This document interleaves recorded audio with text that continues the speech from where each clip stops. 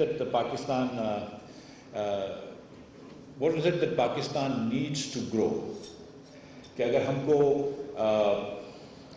منحصر قوم ترقی کرنی ہے، اگر ایسے قوم کے ساتھ ہم کو ملک کو ترقی کرنی ہے تو ہمیں کیا کرنا چاہیے؟ تو میں کافی عرصے سے سوچتا رہا ہوں، اور جب اپوزیشن میں تھے تو زیادہ سوچنے کا وقت ملتا ہے، حکومت میں اتنا سوچنے کا وقت نہیں ملتا، تو بہت عرصے تک سوچا ہے، اور جو سوچا ہے وہ میں آپ کو ڈسٹل کر کے میں اپنی وہ آپ کو تھیوری دے دیتا ہوں، پھر اگر آپ کو یہ بات سمجھ میں آتی ہے تو. اور مجھے پتا ہے کہ کچھ لوگ کرنٹ اکنامک سچویشن کی بات کرنا چاہتے ہیں تو وہ تھوڑی دیر میں کر لیتا ہوں بات اگر وقت ہوا تو. یہ بات ہم کو پتہ ہے کہ پاکستان وہاں پر نہیں ہے جہاں پر شاید 75 سال پہلے حضرت قائد اعظم یا ہمارے والدین نے سوچا تھا کہ پاکستان کہاں ہونا چاہیے. پہلے یہ بات تو ہم کو کنسیڈ کرنی چاہیے کہ ہم وہاں نہیں ہیں جہاں پہ ہم پوٹینشیل بھی رکھتے ہیں جانے کا اور جہاں ہمیں جانا چاہیے. اگر ہم وہاں پہ نہیں ہیں اور ہم دیکھتے ہیں، اگر نظر دوڑاتے ہیں ہمارے مشرق میں مغرب میں، تو ہر جگہ پہ ممالک جو ہیں وہ ہم سے آگے نکل گئے ہیں، تو کوئی نہ کوئی غلطی ہم کر رہے ہیں، کوئی نہ کوئی ہماری پالیسی چینج ہونی چاہیے. تو ایسی کیا چیزیں ہم کر سکتے ہیں کہ جس کی تحت ہم آگے بڑھ سکتے ہیں؟ تو میرا میں سوچتا ہوں کہ ہم 4 اگر ایک رہنما اصول پہ پابند ہوں تو شاید بہتری ہو جائے. پہلا اصول یہ ہے کہ we have to live within our means, کہ اپنی چادر دیکھ کر پار پھیلائیں. جتنے ہمارے پاس پیسے ہوں اتنے ہمارے اخراجات ہوں. اس کے اندر 2 آسان چیزیں جو ہیں وہ ہوتی ہیں، بجٹ ڈیفیسٹ دیکھ لیں اور کرنٹ اکاؤنٹ ڈیفیسٹ دیکھ لیں یا ٹریڈ ڈیفیسٹ دیکھ لیں.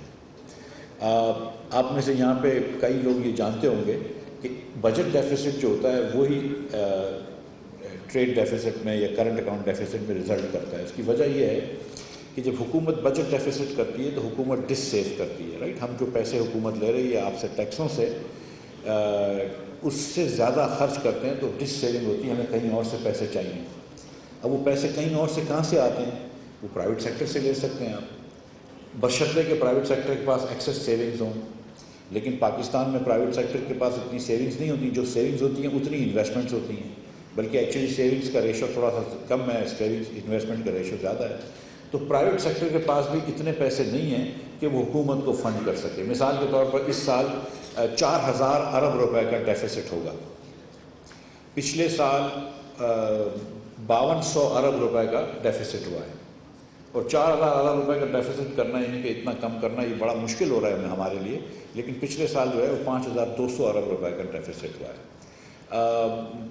پچھلے 4 سالوں میں تقریباً 3500 ارب روپے کا ڈیفیسٹ تھا. اس سے پہلے ہمارے 5 سالوں میں 1600 ارب روپے کا ڈیفیسٹ تھا سالانہ. پیپلز پارٹی کے 5 سالوں میں اس سے بھی کم تھا. تو ڈیفیسٹ بھی بتدریج بڑھتا رہا ہے. ان 4 سالوں میں تو ڈبل سے زیادہ ہو گیا. اور اس سال جو ہے وہ ہماری کوشش ہے کہ 4000 ارب روپے کا ڈیفیسٹ ہوگا. اب 4000 ارب روپے پرائیویٹ سیکٹر کے پاس نہیں ہے تو 4000 ارب روپے کہاں سے آئیں گے؟ تو 4000 ارب روپے آپ دیگر ممالک سے بورو کرتے ہیں، فارنر سے بورو کرتے ہیں. اور فارنر سے کس طرح بورو کرتے ہیں؟ ان کی جو امپورٹ مائنس ایکسپورٹ جو ہے، یعنی کہ ہماری ایکسپورٹ اور ان کی امپورٹ، اس کے ڈفرینس جو ہے نا وہ فارنرز اپنی سیونگز یہاں پہ بھیج رہے ہیں. مثال کے طور پہ آپ سمجھ لیجیے کہ چائنا نے ایک پاور پلانٹ ادھر لگا کے دیا کول کا، جیسے کہ پورٹ قاسم پہ لگا دیا یا صاحب پہ لگا دیا. ہم نے اس کے پیسے نہیں دیے، انہوں کی سیونگز تھی، انہوں نے سیونگ سے اپنے ایک پلانٹ خریدا اور پاکستان میں لگا دیا. ان کے لیے وہ انویسٹمنٹ ہو گیا، ہمارے لیے ایک لون ہو گیا. تو وہ جو لون تھا وہ بیسکلی جو ہے وہ فارنرز اپنی سیونگز ہم کو بھیج رہے ہیں. اب گروئنگ کنٹری کے اندر تھوڑی فارنرز اگر سیونگز یہاں پہ بھیجیں تو وہ اچھا ہے. ہر گروئنگ کنٹری کو 1-1.5% آف جی ڈی پی اگر وہ کرتا ہے، کرنٹ اکاؤنٹ ڈیفیسٹ کرتا ہے تو کوئی حرج نہیں ہے. لیکن دیکھنا یہ کہ اس پیسوں کا آپ کیا کرتے ہیں. اگر ایک کمپنی جو ہے وہ پیسے بورو کرتی ہے اور وہ پیسے بورو کر اس میں سے وہ صنعت لگا دیتی ہے تو بڑی اچھی بات ہے. اس سے صنعت سے وہ پیداوار بڑھائے گی اور پھر آگے بڑھے گی. لیکن اگر ایک کمپنی جو ہے وہ پیسے بورو کرتی ہے اور صرف مینیجنگ ڈائریکٹر کی آفس کو خوبصورت کر دیتی ہے، اس کے اندر آشائش کی چیزیں ڈال دیتی ہے، تو اس سے تو کوئی پروڈکٹیوٹی تو نہیں بڑھے گی، پروڈکشن تو نہیں بڑھے گی. تو پاکستان میں یہ ہوا ہے کہ ہم نے ایکچولی دنیا سے بورو ضرور کیا ہے لیکن اس کو پروڈکٹیو یوز میں نہیں ڈالا ہے. اور بورو اس لیے کرنا پڑ رہا ہے کہ پہلے بجٹ ڈیفیسٹ کرتے ہو تو کرنٹ اکاؤنٹ ڈیفیسٹ ہونا ضروری ہے. یہ بیسک اکنامک ایکویشن ہے. انلیس کہ بیہیویئر چینج ہو جائے لوگوں کا اور سیونگز بڑھ جائیں. اب یہ جب بھی آپ کرنٹ اکاؤنٹ ڈیفیسٹ کریں گے تو آپ کا بجٹ ڈیفیسٹ کریں گے تو کرنٹ اکاؤنٹ ڈیفیسٹ ضرور ہوگا. اور اس کے ماں سوائے کہ بیہیویئر چینج ہو جائے اس کے بعد آپ کو یا تو آپ پروڈکٹیو اس میں کریں جو ہم نہیں کرتے. اب مثال آپ کو میں دیتا ہوں اور سب کو میں اکثر دیتا ہوں کہ 2013 سے 2018 کے درمیان مسلم لیگ نے اللہ کی مہربانی سے 11,500 میگا واٹ بجلی لگا کے چلا دی. جس دن 2013 میں ہماری حکومت آئی تھی 12,500 میگا واٹ سے زیادہ پاور نہیں بنتا تھا. اب 25,000 میگا واٹ پاکستان پاور بنا سکتا ہے, 25,000 میگا واٹ. سو ڈبل کر دی ہم نے پروڈکشن, رائٹ, بجلی کی. کیا پاکستان میں انڈسٹریل پروڈکشن ڈبل ہوئی؟ کیا پاکستان میں ایکسپورٹ ڈبل ہوئی؟ 2011 کے اندر پاکستان کی ایکسپورٹ $25 بلین تھی. پچھلے سال 31 بلین پہ پہنچے ہیں. 25 سے 31 10 سال کا سفر لگا, یا 11 سال کا سفر لگا 25 سے 31 پہنچنے میں. دنیا اس دنیا میں کہاں پہنچ گئی ہے. اور اس میں بھی اگر میں پرائس افیکٹ نکال لوں تو کوانٹٹی کم ہو گئی ہے. وہ بھی یہ کہ کاٹن کی پرائس مثال کے طور پہ 6,000 سے 18,000 روپے چلے گی تو بہت سارا آپ کو ٹیکسٹائل کا ایکسپورٹ زیادہ لگنے لگا. تو ہم نے کدھر ایکسپورٹ کیا؟ تو دو چیزیں کہ لیو ود ان یور مینس کہ بھائی یا ٹیکس بڑھا لو, اور اگر ٹیکس نہیں بڑھا سکتے تو اخراجات کم کر لو. میں نے ایک بیان اس دن دیا, بڑے اخباروں میں آیا, بڑا ریڈیکل بیان نکلا. وہ بیان کیا تو اتنا صرف کہا ہے کہ جو ہمارا بجٹ تھا جتنا ایکسٹرا خرچہ کر رہے ہیں, کسی کو سپلیمنٹری گرانٹ دے رہے ہیں تو اتنا ٹیکس جمع کر لیں گے. لیکن اگر کسی کو ہم 30 ارب روپے اچانک پی ایس اے کو دے دیتے ہیں تو 30 ارب روپے کا میں ڈیفیسٹ نہیں بڑھاؤں گا, 30 ارب روپے اپنے بچوں کے اوپر ذمہ داری نہیں ڈالوں گا, اپنے آپ کے اوپر ذمہ داری ڈالوں گا. یہ تو بڑا آسان ہے نا کہ میں دے دوں یار کہ ڈیفیسٹ کر دو, بچے دے دیں گے, our future generation will pay. Already 50,000 ارب روپیہ تو دے دیا آپ نے فیوچر جنریشنس کو پے کرنے کے لیے. ان کو تعلیم تو دی نہیں آپ نے, لیکن 50,000 ارب روپے کا اس کو آپ نے قرض دے دیا. سو پہلی چیز جو ہے وہ we have to live within our means. اور یہ کہاں سے, اور جو بھی لوگ بات کرتے ہیں آزادی کی, تو بھائی آزادی کو اس سے بھی منسلک کر دینا کہ اگر بار بار لوگوں سے پیسے جا کے مانگنا ہے بڑی مشکل ہوتی ہے. میں آپ کو بتاؤں, میں بڑا شرمندہ ہوتا ہوں جب مجھے سارے ایمبیسڈر سے یہ باتیں کرنی ہوتی ہیں. اس کو آپ پیکیج بول لیں, فائنینسنگ بول لیں, بہت ساری چیزیں انگریزی کے اچھے ورڈز بول لیں, لیکن کرتے تو یہی ہے نا کہ آپ مطلب جہاں سے جا رہے ہیں. کل میں بات کر رہا تھا کہ کوئی ٹی وی کے شو پہ تھا, پریس کانفرنس پہ, تو انہوں نے کہا پرائم منسٹر قطر جا رہے ہیں, وہ کیا دیں گے؟ میں کہا یار کمال ہے. مگر یہ سوال غلط نہیں تھا, لیکن ہمارے یہی کہ قطر جا رہے ہیں تو لوگ یہ پوچھ رہے ہیں کہ یار کیا ملے گا پیکیج. اب آپ نے اسے یہ کہا کہ ہندوستان کا وزیر اعظم جاتا ہے تو وہ تجارت کی بات کرتا ہوگا اگر وہ قطر جاتا ہے. ہم جاتے ہیں تو قطر سے بولتے ہیں اچھا یہ تھوڑی سی گیس سستی دے دو, تھوڑا سا یہ پیسے دے دو, تھوڑے سے وہ پیسے دے دو. یہ سیریسلی مطلب ہم نے اپنے آپ کو ادھر لے کے آئے ہیں.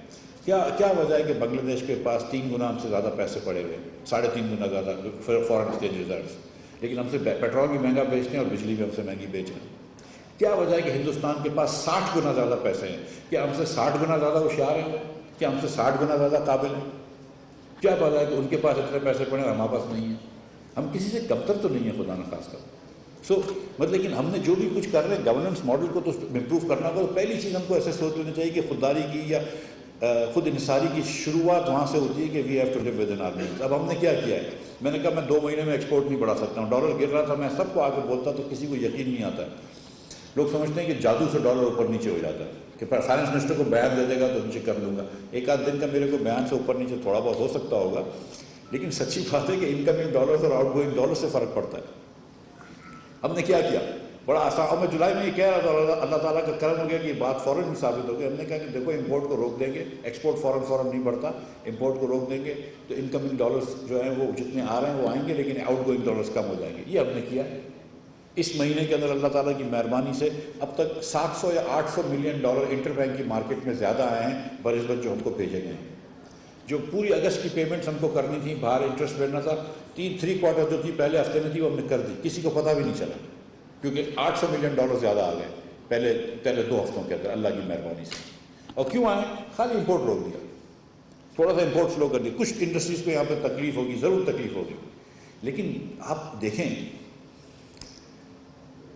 کہ ایک چیز مطلب 80 بلین ڈالر کا ہم سامان دنیا سے لیتے ہیں. ایئر کنڈیشنر خریدنا ہے باہر کا ہوگا, ٹی وی خریدنا ہے باہر کا ہوگا, فریج خریدنا ہے باہر کا ہوگا, یہ جو بھی میرے ہاتھ میں رکھا ہوا ہے یہ بھی باہر کا ہوگا. کوئی چیز پاکستان میں ہم نہیں بنا رہے. جو چیز بنا رہے ہیں وہ اسکرو ڈرائیور سے بیسکلی چھوٹی اسمبلنگ کرتے ہیں.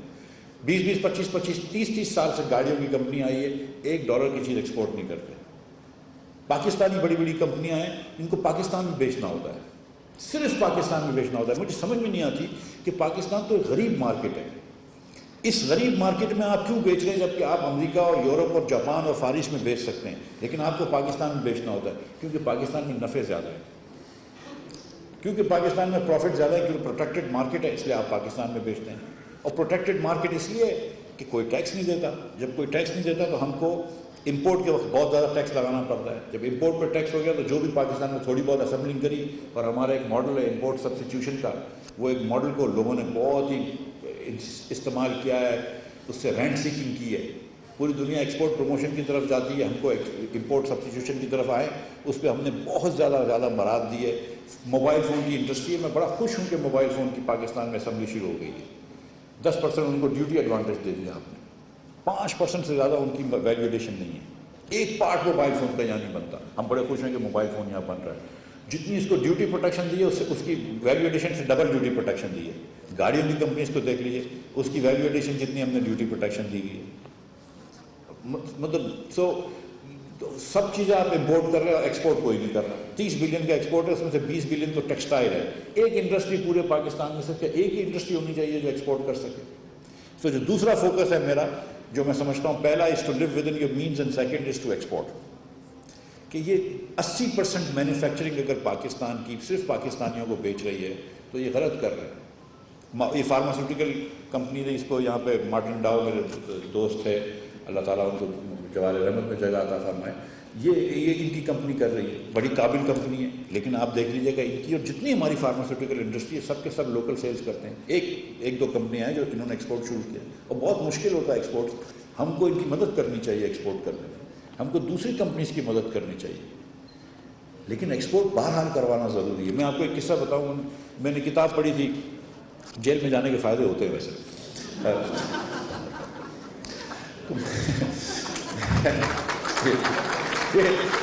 آپ لوگ تعلیم نا, میرا اتنا آسان نہیں ہوتا ہے. تو 17 کتابیں پڑھی تھی جیل کے اندر. 12 میں نے 14 جس میں نیب کے اندر سالٹری کنفائنمنٹ کے اندر, اور پھر جب ادیالہ میں آ گیا تھا تو صرف 3 پڑھی تھی. تو جو ایک کتاب میں نے جو پڑھی وہ تھی ہاؤ ایشیا ورکس.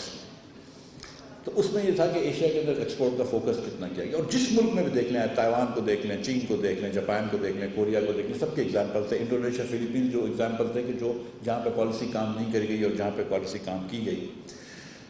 تو کوریا کا ایگزامپل تھا کہ وہ جنرل پارک جو تھا وہ 1960 کی دہائی کے اندر, وہ جب ماشاء اللہ انہوں نے لگایا تو انہوں نے کیا کیا, سارے بزنس مینوں کو ایک ہوٹل میں بند کر دیا اور ان سے کہا کہ ہماری بک ویلیو پہ میں نے کمپنیاں خرید لیں, اور ان سے سائن کروا لیا. پھر بولا دیکھو میں کمپنی خریدوں گا نہیں ایکچولی, لیکن اگر تم نے ایکسپورٹ نہیں کیا تو تمہاری کمپنی میں لے لوں گا. اس نے فورس کیا ایکسپورٹ کرنے کے لیے, اور وہ ایکسپورٹ کو فورس کیا اور کمپنیوں کی رجحان اس طرف ڈال دی. اب کنسٹرکشن کمپنی تھی, ڈیبو زمانے میں کنسٹرکشن کمپنی, اس نے کہا کنسٹرکشن بھی کرنی ہے تو دوسرے ممالک میں جا کے کرو. اور وہ جب آپ نے ایکسپورٹ کی طرف فورس کیا تو تب جا کے کمپنیاں بڑھی. اور یہ جو ہم تھوڑی بہت آج کل چیزیں کر رہے ہیں, اس کی وہ کوشش یہ ہے, میری کوشش یہ ہے کہ ہم نے 4% سپر ٹیکس ڈالا تھا, میں سوچ رہا ہوں کہ 5% اس کو ٹیکس کو کروں گا. لیکن جو کمپنیاں آپ نے کم از کم 10% ایکسپورٹ کرتی ہے اس کے اوپر کوئی ٹیکس نہیں, لیکن ہر کمپنی کو 10% ایکسپورٹ کرنا ہے. اگر ایک کمپنی, اور میں پاکستان کے بڑے گھروں کو, بزنس ہاؤسز کو تو یہ کہوں گا, اگر آپ $200 ملین کا امپورٹ کر رہے ہیں تو میرے پاس ڈالر کہاں سے آئیں گے؟ آپ کو ایکسپورٹ کچھ نہ کچھ تو کرنا پڑے گا. نہیں, بڑی بڑی کمپنیاں چلتی ہیں, بڑی اچھی کمپنیاں ہیں, میں بڑا خوش ہوں کہ بڑے ٹیکس پیئرز ہیں, بڑی اچھی نوکریاں دیتے ہیں لوگوں کے, گھروں میں گھر چلتے ہیں ان کمپنیز کی وجہ سے. تو ہارویسٹرز لے کے آئیں گے. 15% گندم جو ہے, کیونکہ ہمارے پاس ہارویسٹرز اچھے نہیں ہیں تو 15% گندم ہم ہارویسٹنگ میں کھو دیتے ہیں, وہ دانہ زمین پہ گر جاتا ہے. اس سال ابھی ہم نے 1.1 ملین ٹن گندم امپورٹ کر لیا ہے, جو میرے خیال سے تقریباً 4-4.5 ملین ڈالرز کا ہو گیا ہے, 450 ملین ڈالرز کا. اب ہم کو اور بھی کرنا ہے گندم. سو رادر دین امپورٹنگ اتنا مہنگا گندم, ہم اپنا ہارویسٹرز اگر امپورٹ کر لیں اور ہارویسٹرز لوگوں کو دے دیں تو وہ گندم بچ جائے گا. سو فارم پروڈکٹیوٹی بڑھانا بہت ضروری ہے. وقت پہ یوریا مل جائے, وقت پہ DAP مل جائے. سو لیکن ایگریکلچر ایکسٹینشن حکومت کو اسمارٹ انفارمیشن, یہ انفارمیشن ٹیکنالوجی سے انفارمیشن کرنی ہے, یہ چیز بھی بہت ضروری ہے. تو تیسرا میرا جو فوکس ہے وہ یہ ہے کہ ایگریکلچر پروڈکٹیوٹی بڑھاؤ. آپ کی اتنی پاپولیشن رہتی ہے 50%, وہ اس کو اربن پور کو امیر کر دو, مسئلہ بڑا ختم ہو جاتا ہے. اور رورل پور اور اربن پور کو تھوڑا سا پیسے والا کر دو. لیکن جو ہمارا جو غلط ماڈل تھا نا, وہ یہ تھا کہ ہمارے پاس ایک ہی ماڈل ہے اور سارے لوگوں کے پاس یہی ماڈل ہے, وچ از کہ ہم امیر لوگوں کو امیر کرتے ہیں, اس سے معیشت چلاتے ہیں. جب ہم امیر لوگوں کو امیر کرتے ہیں, ان کی کنزمپشن باسکٹ کے اندر بہت زیادہ امپورٹڈ گڈز ہوتے ہیں تو پھر ہم پھنس جاتے ہیں. اور ٹرف کے اندر ہم نے لون دے دیے 570 بلین کے, اس کے امپورٹس ہو گئے, یہ پھنس گئے. تو بہتر یہ کہ غریب لوگوں کو امیر کریں. غریب لوگوں کو امیر کرنے کا جو سب سے اچھا طریقہ ہے وہ ایکسپورٹ پروموشن ہے اور فارم پروڈکٹیوٹی ہے.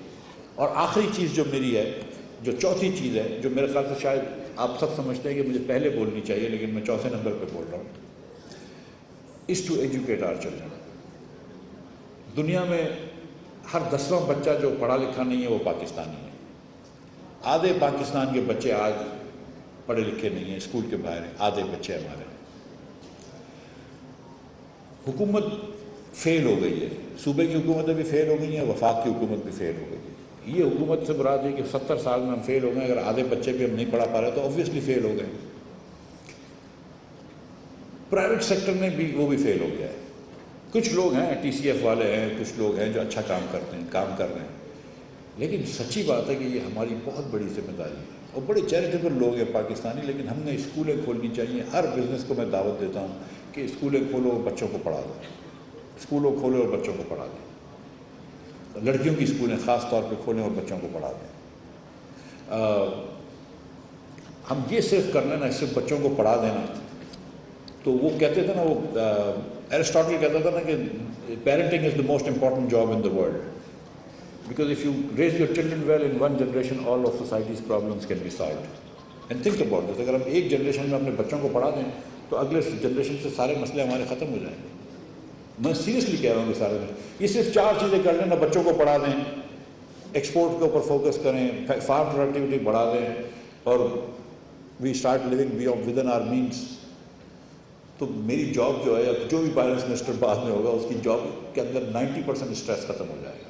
سو اور یہ پھر جو محفلیں ہوں گی انشاءاللہ ہماری ایسی, اسفر کی یہ جو محفلیں ہوں گی, اس میں نہ صرف باہر سے لوگ آئیں گے اور ہمارے لوگ جائیں گے, لیکن پھر اسفر بھی پاکستان کے باہر یہ میٹنگز کرتے ہوں گے اور پاکستانی لوگ جا کے باہر والے لوگوں کو لیکچر دیتے ہوں گے.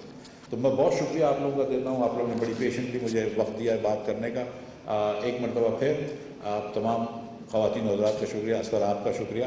Thank you very much.